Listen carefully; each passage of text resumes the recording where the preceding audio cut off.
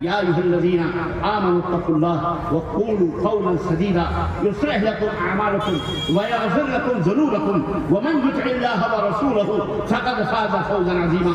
یہ نسخہ کیمیا قرآن تمہیں دے رہا ہے جو ہر خطیب، ہر مقرر، ہر جمعے کا خطبہ دینے والا خطیب خطبہ ممبر پر پڑھ ممبر پر اس آیت کریمہ کی تلاوت کرتا ہے، پر افسوس ہمیں اس کا معنی نہیں معلوم ہے یا بتایا بھی جاتا ہے، ہم توجہ نہیں دیتے. اللہ فرماتا ہے اے وہ لوگوں جو ایمان لائے ہو تقوی اختیار کرو. کیا اختیار کرو؟ بولو تقوی اختیار کرو. ایمان والے تقوی اختیار کرو. یہی کافی نہیں ہے ہم مسلمان بھی ہیں، ایمان والے بھی ہیں، اوپر سے تقوی بھی. یہ تقوی کیا بنا ہے؟ یہ تقوی کیا بنا ہے؟ تقوی اختیار کرو کیا مطلب ہے؟ اللہ اکبر. کیا مطلب تقوی اختیار کرو؟ کیا ایمان لانا کافی نہیں ہے؟ کیا مسلمان ہونا کافی نہیں ہے؟ جی نہیں. نہ مسلمان ہونا کافی ہے نہ مومن ہونا کافی ہے جب تک آپ تقوی اختیار نہ کریں. تقوی مطلب میں مثال کے ذریعے آپ کو سمجھا کر میں اپنی بات مکمل کروں. تقوی کا مطلب ہے پرہیزگار بننا. کیا بننا؟ پرہیزگاری سمجھتے ہو نا؟ پرہیز کرنا. ایک ڈاکٹر کے پاس آپ گئے، ڈاکٹر صاحب مجھے کھانسی ہے، مجھے زکام ہے، مجھے سردی ہے، مجھے دوا دے دو. ڈاکٹر نے کہا ٹھیک ہے یہ گولیاں لکھ کے دیتا ہوں، یہ گولیاں دیتا ہوں، یہ 4 گولیاں ہیں، صبح دوپہر شام کھاتے رہنا. ٹھیک ہے ڈاکٹر صاحب پرہیز کچھ ہے؟ پوچھ تو کہ نہیں پوچھ تو کچھ پرہیز کرنا ہے. تو ڈاکٹر پرہیز بھی بتاتا ہے. کھچڑی نہیں کھانا، روٹی نہیں کھانا، چاول نہیں کھانا، ٹھنڈا پانی نہیں پینا، برف نہیں پینا، آئس کریم نہیں کھانا، ہے کہ نہیں؟ ٹھنڈی ٹھنڈی چیزوں سے پرہیز کرنے کا حکم دیتا ہے.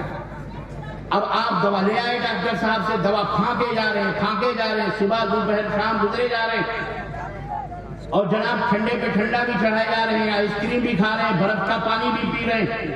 جو ڈاکٹر نے پرہیز بتایا تھا وہ پرہیز آپ نہیں کر رہے. اب آپ یہ بتائیے 10 دن کے بعد یا 5 دن کے بعد جو ڈاکٹر نے گولی دی تھی آپ کو شفا تو نہ ملی، کھانسی برابر آ رہی ہے، گلا ویسے ہی بھرا ہوا، بلغم ویسے ہی نکل رہا ہے، سردی ختم ہونے کا نام نہیں لے رہی ہے. اب جب دوسرے 5 دن کے بعد ڈاکٹر کے پاس گئے کہ ڈاکٹر صاحب آپ نے کون سی گولی دے دی؟ نہ میری سردی ختم، نہ میرا زکام، نہ میری بیماری، میں تو ویسے کا ویسا ہوں. اب ڈاکٹر آپ سے پوچھ رہا ہے میں نے کچھ پرہیز بتایا تھا تم نے کیا؟ اب تم نے کہا نہیں پرہیز تو مجھ سے نہیں ہوا، میں نے تو آئس کریم کھائے، میں تو ٹھنڈا پانی پیتا رہا، میں تو یہ کرتا رہا، میں جو چیزیں آپ نے منع کری تھی وہ ساری چیزیں میں کھاتا رہا، میں نے پرہیز نہیں کیا. تو ڈاکٹر کیا کرے گا؟ اٹھائے گا جوتا، 10 جوتے مارے گا.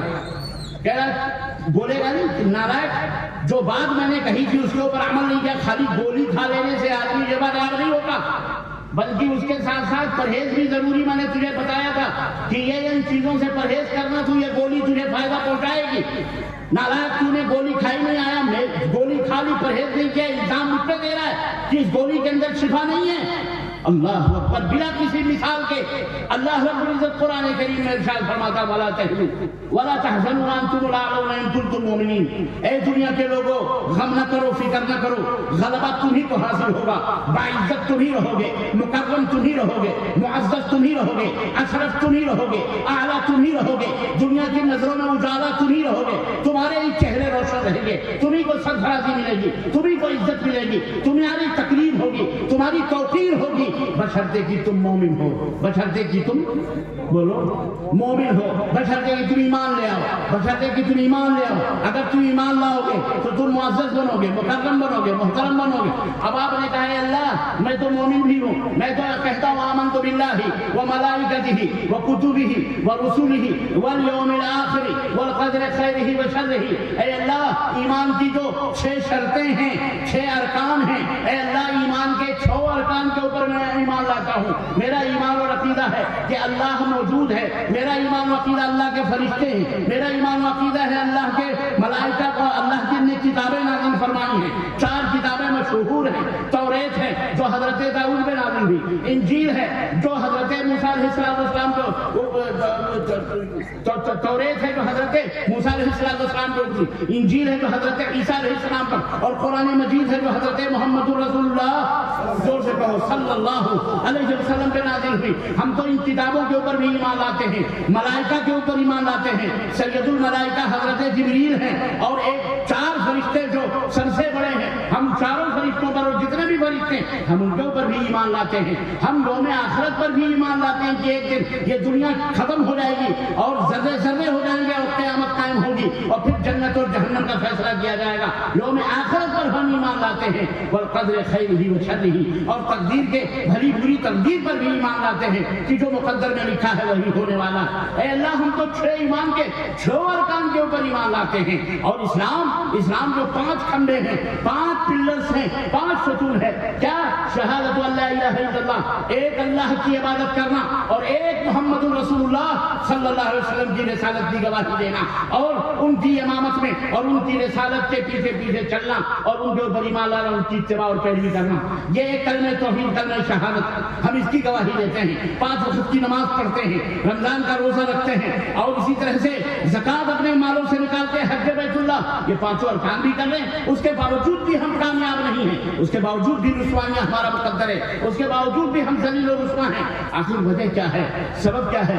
آسمان سے آواز آئی ہے، آسمان سے آواز آ رہی ہے، قرآن آواز دے رہا ہے، رب کا فرمان آواز دے رہا ہے، اے لوگوں مسلمان تو ہو چکے ہو، اے لوگوں ایمان کا دعویٰ تو تمہارا ہے، لیکن پرہیز نہیں ہے تمہارے اندر، تم پرہیز نہیں کر رہے، تم پرہیز نہیں کر رہے ہیں۔ رب نے کہا تھا شرک باللہ نہ کرنا، رب نے شرک، سب سے بڑا پرہیزگار وہ شخص ہے جو شرک جیسی گندگی سے محفوظ ہے، وہ سب سے بڑا متقی ہے، سب سے بڑا پرہیزگار ہے۔ کیوں؟ اس لیے کہ جتنے گناہ ہیں اللہ جس کے لیے چاہے اسے معاف کر دے، لیکن اگر اللہ معاف نہیں کرے گا تو اپنے ساتھ شراکت کو معاف نہیں کرے گا، اپنے ساتھ پارٹنر اور ساجھیداری کو معاف نہیں کرے گا۔ ان اللہ لا یغفر ان یشرک بہ ویغفر ما دون ذلک لمن یشاء، اللہ کا فرمان ہے اللہ جس کے لیے چاہے اس کے گناہوں کو معاف کر دے۔ اگر معافی نہیں ہوگی تو کس کی؟ بولو، شرک کرنے والوں کو اللہ معاف ہو۔ شرک کیا ہے بھیا؟ یہ بھی پرہیز ہے، شرک سے پرہیز کرو۔ مطلب کیا؟ مطلب شرک کا، اللہ کے علاوہ، ہاں، شرک کا مطلب کیا ہے؟ شرک کا مطلب یہ ہے کہ غوث پاک کے نعرے لگاتے رہو، یا غوث المدد، یا خواجہ غریب نواز، ہے علی توڑ دشمن کی نلی، جے بجرنگ بلی، یہ ہے شرک۔ بولو، آج کتنے مسلمان کلمہ بھی پڑھتے ہیں، خواجہ علی کی درگاہ پہ بھی جاتے ہیں، حاجی علی کی درگاہ پہ بھی چاہتے ہیں، کھاتے کی نہیں جاتے؟ تم نے گئے ہو کوئی کی نہیں گئے؟ ماشاء اللہ تبارک اللہ، جو بڑی بڑی نفرت کی بات کر رہے ہو، بہت اچھی بات ہے۔ اور ابھی آ رہا ہوں، میں بھی آ رہا ہوں، ابھی وہاں تک بھی آ رہا ہوں جہاں جس گندگی میں ڈوبے ہیں، وہ بھی میں کھولوں گا پھول۔ ہاں، بیٹھو سکون کے ساتھ، الحمدللہ آپ محفوظ ہیں، لیکن آپ کے قرب و جوار میں، آپ کے اس بھارت کے اندر کتنے لوگ ہیں جو شرک کی گندگیوں میں ملوث ہیں؟ اللہ اکبر۔ ان کے لیے آپ نے کیا کیا ہے؟ خیر وہ الگ بات ہے، آپ نے کیا کرا ہے کیا نہیں کرا ہے، وہ اللہ تعالیٰ آپ سے حساب و کتاب لینا۔ میرا کام آپ کو پہنچانا ہے۔ فذکر فإن الذکر تنفع المؤمنین، مومنوں کو یاد دلاؤ، یہ مومنوں کی یاد دلانے ان کے لیے فائدہ پہنچتی ہے۔ اس سے سنو، شرک سب سے بڑا گناہ، الا انبئکم باکبر الکبائر، اللہ کے نبی نے فرمایا کہ میرے صحابہ کہتے ہیں بڑے بڑے گناہوں میں سب سے بڑے گناہ کے بارے میں بتاؤں؟ قالوا بلی یا رسول اللہ، لوگوں نے کہا کیوں نہیں اللہ کے نبی بتائیے۔ آپ صلی اللہ علیہ وسلم نے فرمایا الاشراک باللہ، بڑے گناہوں میں سب سے بڑا گناہ، تمام بڑے گناہوں میں سب سے بڑا، ان بڑے گناہوں کا بھی بڑا کیا ہے؟ اللہ کے ساتھ کسی بھی مخلوق کو ساجھیدار سمجھنا، شرک کرنا، یہ سب سے بڑا گناہ ہے۔ اللہ کے سوا کسی سے بیٹا بیٹی مانگنا شرک ہے کہ نہیں؟ شرک۔ اے بابا بیٹا دے دو، اے خواجہ صاحب دامن بھر دو جھولی میری، یا محمد در پہ آیا ہوں تم کے سوال میں۔ سنے ہو قوالی گائی جاتی ہے، یہ تو سنے ہوں گے۔ اب بولو نانا نانا نہیں بولو گے کیونکہ یہ سنے ہو، شہروں میں جانے والا ہر بٹھا ہر بندہ جانتا ہے۔ گانے بجانوں میں کتنے شرکیہ کلمات ہیں۔ آج 70 سے 80% کلمہ پڑھنے والا مسلمان درگاہوں اور مزاروں کا پجاری ہے اور پوج رہا ہے، سجدے کر رہا ہے، چادریں چڑھا رہا ہے، بیٹا اور بیٹی مانگ رہا ہے، مرادیں مانگنے کے لیے وہاں حاضری دے رہا ہے۔ مسجدیں ویران ہیں، درگاہیں شدے علم سمودرے ماہ محرم میں جا کر کے اللہ نہ کرے کبھی دیکھو، لیکن کبھی دیکھنا نصیب ہو تو نظر اٹھا کے دیکھو، یہ سارے غیر اللہ کی پرستش کرنے والے ہیں، کلمہ پڑھنے والے۔ افسوس ان پر نہیں ہے جو دائرہ اسلام سے باہر رہ کر کے چوری چماری اور یہ تمام سب اعمال کرتے ہیں، افسوس تو ان پر ہے کہ ہمارے ہی اپنے ایمان کا دعویٰ کرنے والے کلمہ پڑھنے والے مسلمان شرک جیسی غلاظت اور گندگی کے اندر موجود ہیں۔ پرہیز کرو، ایک چنا کیا بھاڑ پھوڑے، ہم اسی چنے کے برابر ہیں بھارت کے اندر، باقی تو لوگ بھاڑ پھوڑنے کے لیے بیٹھے ہیں، بڑے بڑے جناب عالی 70% لوگ موجود ہیں جو شرک کی غلاظتوں میں شرک کیا لے رہے ہیں اور ہمیں اس کا احساس نہیں۔ مسلمان کلمہ پڑھنے والا، پرہیز کرو ان شرک سے۔ اچھا آگے بڑھتے ہیں، اللہ تعالیٰ شرک کو نہیں معاف کرے گا۔ بدعت معلوم ہے کس کو کہتے ہیں؟ بدعت بہت سارے مولوی آپ کو بہت ساری باتیں آج کل بتائے دے رہا ہوں، کیونکہ واٹس ایپ کے اوپر بہت سارے چلتے پھرتے ایسے جملے سننے میں مل جائیں گے۔ بہت سارے مولوی جو بدعتی ہیں اور جو شرک و بدعت سے سر سے لے کر پیر تک ڈوبے ہیں، وہ میڈیا پر بھی، سوشل میڈیا پر، فیس بک پر، واٹس ایپ کے اوپر اور دیگر میڈیاؤں پر چنگھاڑتے اور چلاتے رہتے ہیں کہ جی بدعت اس کو کہتے ہیں جو نبی کے زمانے میں نہ ہو، بعد میں پیدا ہو، اسے بدعت کہتے ہیں۔ اور پھر جب آپ کہو گے یہ بدعت ہے، یہ بدعت ہے، تو وہ کہیں گے اچھا کیوں؟ تو اپنی طرف سے وہ کہے گا اس لیے کہ نبی کے زمانے میں یہ نہیں تھا اس لیے یہ بدعت، تو وہ کہے گا کہ تم بھی نبی کے زمانے میں نہیں تھے اس لیے تم بھی بدعت تھا۔ اور ہر بدعت گمراہی اور ہر گمراہی جہنم میں لے جانے والی، اس طرح سے آپ کو پھرا دے گا۔ حالانکہ بدعت اس کو نہیں کہتے کہ جو نبی کے زمانے میں نہ ہو وہ بدعت۔ بدعت کہتے ہیں ہر اس عمل کو، ہر اس چیز کو جسے ثواب سمجھ کر کیا جائے اور اس کا ثبوت محمد الرسول اللہ صلی اللہ علیہ وسلم کے لائے ہوئے دین میں موجود نہ، اسے کیا کہتے ہیں؟ بدعت۔ ثواب سمجھ کر ڈر کر جاتی ہے بدعت۔ اے مسلمانوں، اپنے اعمال کو شرک اور بدعت سے پاک و صاف رکھو، اپنے گھروں کو شرک و بدعت سے پاک و صاف رکھو، یہ پہلا پرہیز ہے۔ دوسرا پرہیز، حرام جتنی بھی چیزیں اللہ اس کے رسول نے بتائی ہیں اور اس کی تفصیلات مختلف علماء کرام نے، میں وہاں کمرے میں بیٹھ کے سن رہا تھا، بہت سارے لوگوں نے ان حرام چیزوں کی تفصیلات بتائی ہیں، لیکن کچھ چیزیں جو ہمارے معاشرے میں ان کو بھی سمجھتے چلو، جانے نہ جانے تمہاری زبانوں سے، تمہارے حرکات اور سکنات سے معاشرے کے اندر یہ حرام چیزیں پیدا ہو رہی ہیں، نفاق جیسی شکلیں پیدا ہو رہی ہیں۔ اللہ کے رسول صلی اللہ علیہ وسلم نے فرمایا کہ ثلاثۃ من وجد فی، اللہ کے رسول صلی اللہ علیہ وسلم نے فرمایا آیت المنافق ثلاثہ وفی روایت اربع، منافق کی 3 نشانیاں۔ منافق کی کتنی نشانیاں؟ ایک ہے اسلام اور ایک ہے کفر، ایک ہے مسلمان، ایک ہے کافر اور تیسرا ہے منافق۔ منافق کہتے ہیں دوغلے کو۔ منافق کس کو کہتے ہیں؟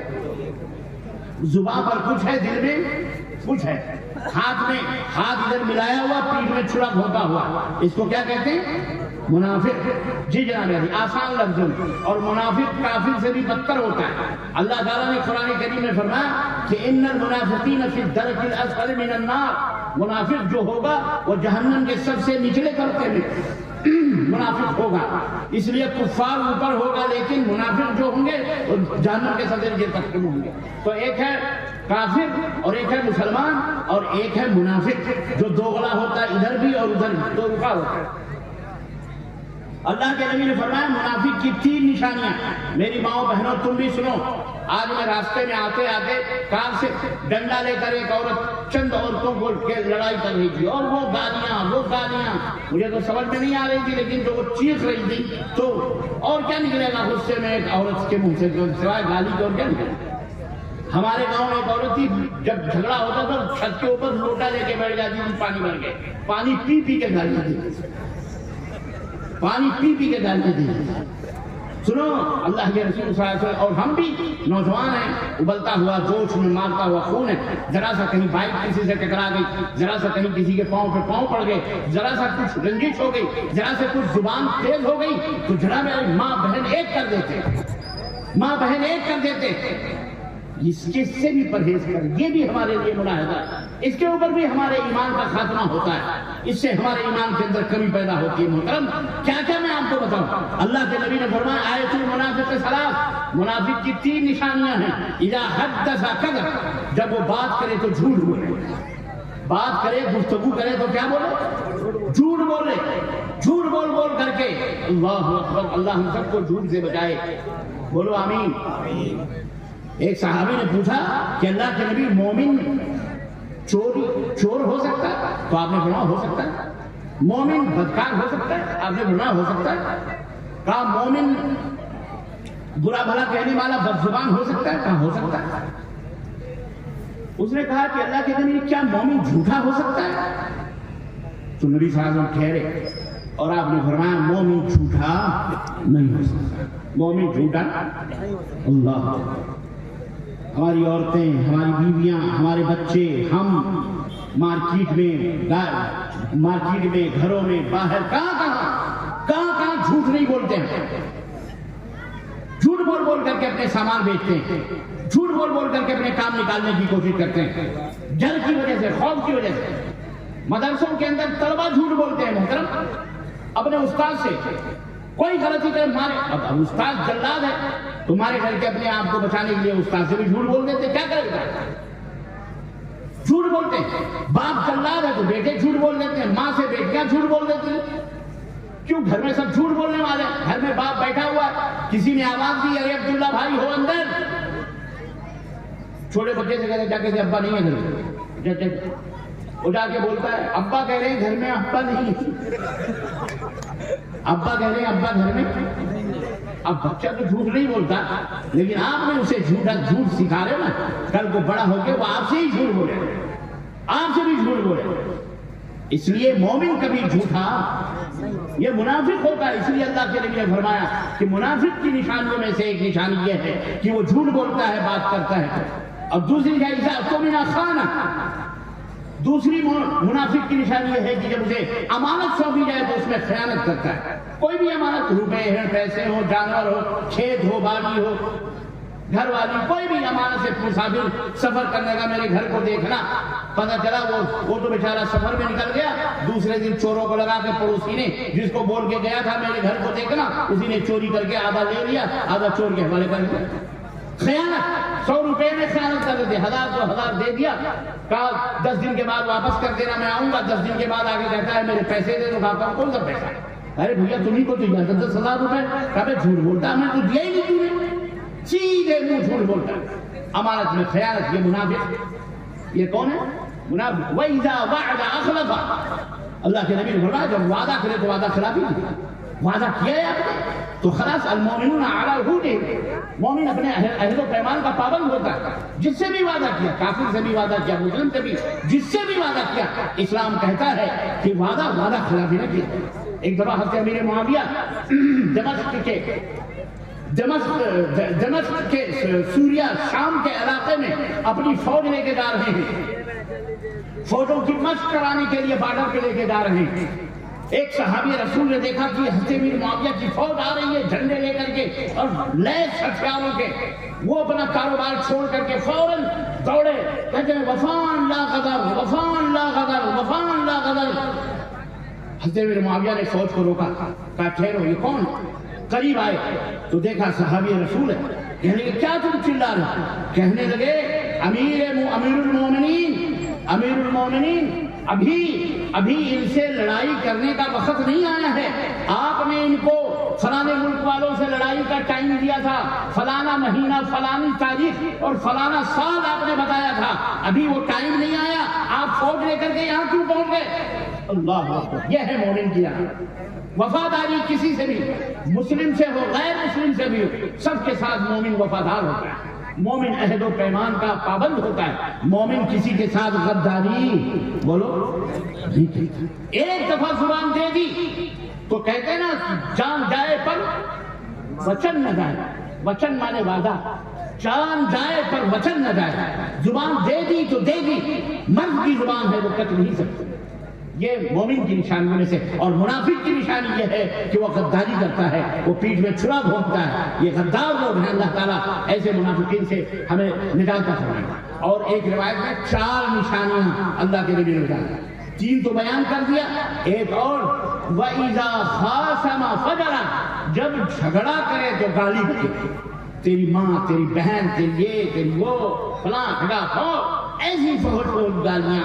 اعوذ باللہ, استغفر اللہ. اللہ نہ کرے آپ کے ہمارے سماج میں ایسی گالیاں چلتی ہوں, لیکن مسلمانوں کے اندر بھی ایسی گالیاں. یہ نبی کی تعلیم ہے. اس سے پرہیز نہیں کرو گے تو ایمان کی گولی کوئی فائدہ پہنچا سکتی ہے. یہ ہے پرہیز, یہ ہے تقویٰ. اب سمجھ میں آیا تقویٰ کا معنی کیا ہے؟ تقویٰ متقی اسی کو کہتے ہیں. الا ان اولیاء اللہ لا خوف علیہم ولا هم يحزنون الذین آمنوا وكانوا يتقون. یہ ہے ولایت کی علامت. ولی وہ ہے جس کی شان یہ ہے کہ اللہ فرماتا ہے نہ دنیا میں کوئی غم نہ آخرت میں کوئی غم. اللہ انہیں بے غم کر دے گا, غموں سے نجات دے دے گا. جنت کی کہ محلات ان کے لیے تعمیر ہوں گے. لیکن وہ اللہ کے اولیاء کون ہیں؟ الذین آمنوا, جو مومن ہیں, مشرک نہیں ہیں. جو کون ہیں؟ مومن ہیں, بدعتی نہیں ہیں, مشرک نہیں ہیں. اور جو مومن ہیں پرہیزگار ہیں. الذین آمنوا وکانوا یتقون, پرہیز کرتے. ایمان لانے کے بعد جتنی بھی ممنوع چیزیں ہیں ان تمام سب چیزوں سے پرہیز کرتے. عزیزان محترم, آج کے اس پورے لیکچر کا خلاصہ اور نچوڑ, میں آپ کا وقت زیادہ نہیں لوں گا. سوال و جواب بھی رکھا گیا ہے اور سوالات آ رہے ہیں. میں اس لیے اس پورے لیکچر کا, پوری تقریر کا خلاصہ یہ ہے کہ ہمارا ایمان, اسلام اللہ کی سب سے بڑی دی ہوئی نعمت ہے. یہ آسمان سے اترا ہوا دین ہے, زمین پہ بنا ہوا دین نہیں ہے. اسے محمد الرسول اللہ آخری نبی کے اوپر اس اسلام کو مکمل کر دیا گیا ہے. اور اسے لانے والا دنیا کا پہلا انسان حضرت آدم اور اسی کی ساری اولاد ہے. اس اسلام کی عزت کرو گے تو ہمیں عزت ملے گی. اسلام کی تعلیمات سے اپنے معاشرے, اپنے وطن, اپنے ملک کو آشنا کرو, ان کو بتاؤ, ان کو سمجھاؤ, اس کا پہلے علم حاصل کرو. بہت ساری باتیں ہیں, وقت ہمیں اجازت نہیں دیتا ہے. آپ بہت دیر سے سن رہے ہیں, پھر بھی اللہ تبارک و تعالیٰ سے میں دعا کروں گا کہ اللہ تعالیٰ آپ کے بیٹھنے کو, اٹھنے کو اللہ قبول فرمائے, ہم سب کی حاضری کو قبول فرمائے. اللہ اس جلسے کو جنہوں نے منعقد کیا ہے, دامے جرمے قدم فخر, جن بھائیوں نے, جن بہنوں نے اس میں مدد کی ہے, اور جو چندے کا اعلان ہوا ہے, اللہ اکبر, یہ تو میں بھول ہی گیا. چندے کا جو اعلان ہے, اس چندے کے اعلان میں بڑھ چڑھ کر کے جس نے حصہ لیا, زمانے نبوی یاد آ گیا کہ اللہ کے نبی نے ایک دفعہ چندے کا مسجد نبوی میں اعلان کیا. اللہ اکبر, دیکھتے ہی دیکھتے غلوں کا ڈھیر لگ گیا صحن مدینہ منورہ مسجد نبوی کے اندر. ایک صحابی رسول تھے, ایک مٹھی بھر کھجور لے کے نبی کی خدمت میں ہانپتے کانپتے پہنچے صبح سویرے. کہنے لگے اللہ کے نبی, میرے گھر میں کچھ نہیں تھا, آپ نے چندے کا اعلان کیا تھا. اے اللہ کے نبی, میرے گھر میں کچھ نہیں تھا, رات بھر میں نے مزدوری کری ہے اور اس مزدوری کے بدلے یہ تھوڑی سی کھجوریں ملی ہیں. اے اللہ کے نبی, لے کے میں آپ کے حاضر ہوا خدمت کے اندر. اللہ کے نبی نے کہا ان کھجوروں کو ان غلوں کے اوپر پھیلا دو, اللہ کو یہ صدقہ بہت پسند. تو صدقہ خیرات کرنے میں کبھی یہ نہ سوچو کہ ہمارے پاس 100 کا نوٹ نہیں ہے, ہمارے پاس 500 کا نوٹ نہیں ہے, ہمارے پاس 1000 2000 کے, خیر 2000 کے تو نہیں ہوں گے, کیونکہ وہ دے کر کے بندر نے لے لیا ہے. اللہ تبارک و تعالیٰ ایسے بندر باٹوں سے محفوظ رکھے.